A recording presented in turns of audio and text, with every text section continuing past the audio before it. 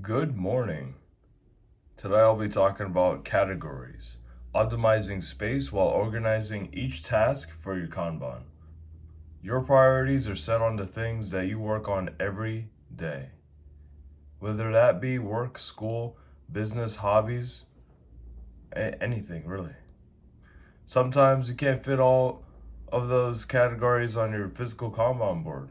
It's possible to lose track of them because you feel that work holds the highest priority out of all your other categories. You can still keep the momentum that you have at work while working on other priorities. Here are a couple of examples you can add to this for your tools of productivity. Now, layers. Adding a task on top of the other. So, say, I'll be talking about this a little bit later. Um, Setting a sticky note specifically for those tasks. For example, this you have at least 3 sticky notes that have to do with schoolwork, and you just place one sticky note that just says schoolwork on top of that, and you layer on, you add each of those tasks for that purpose. And limiting yourself to a certain amount of tasks that you would like to see on your Kanban board, in meaning that you have this layer, this stack, and you can reserve those tasks in that stack and take out any single one that you happen to feel that is ready to be seen at that moment. Pages, to-do lists, using colored post-it bookmarks to specify what this page is about, for example. All right, well, let's get started. Categories. This is a topic that I really haven't gone over or never had to use a layered sticky note. Although at the time when I was keeping track of how many completed tasks that I've had on the done column, I have had to layer them, and they stick on pretty good. And yet, for the backlog, the most important thing for me has been the tasks without deadlines. And so this is easy enough to be able to see that, well, maybe I should consider a categorized sticky note. And as soon as you have more and more tasks that are going on um, in your life that you'd like to keep track on, normally people will go on the electronic route that using applications, bullet points, or they could quite simply use something like a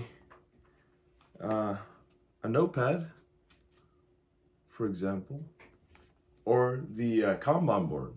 And so here today I will be talking about categories for these physical tools that you have under your belt. And now, when you're adding these tasks on top of each other, you want to keep in mind that there's still a priority that's going on here. And you normally want to take out the task that you feel that is most important. So you don't start flipping through the pages and trying to find that one that happens to be okay. I think that's the right one. No, you want it to feel like it naturally comes right off the stack, like it pops out of the stack, almost like a stack of pancakes, really. So you know that the one on the top looks so much better than the rest just because it has butter and syrup on top of it. So it just seems so tasty, so like desirable just to touch just that first one, that first page, and then move on to the next. And so, with setting a sticky note specifically for that task, now you want something, you want a topic that's general, such as schoolwork, and maybe if you really need to do, like summarize, maybe put it on a subcategory even lower because you happen to have a lot of tasks in it. You could possibly take that out of the stack and make it independent of its own category. That's one idea. Limiting yourself to a certain amount of tasks that you'd like on your Kanban board. Now, this is important because you want to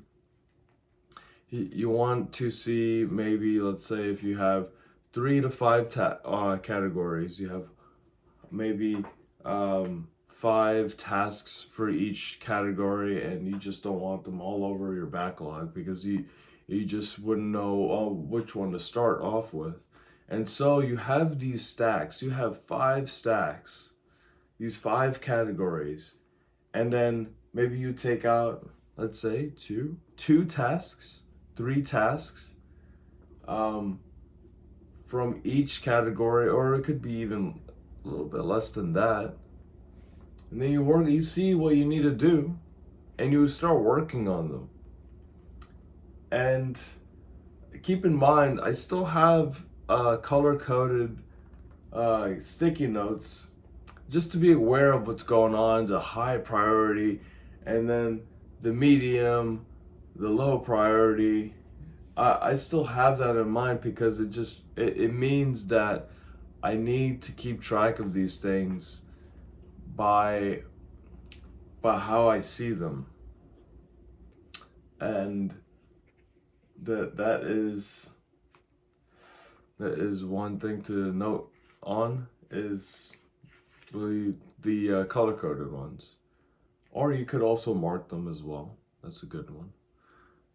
Pages. Now I used to do this. I used to take this colored post-it and I would put it on my notepad.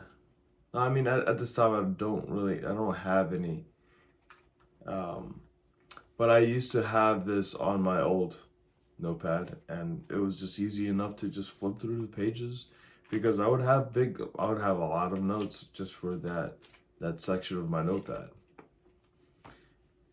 All right.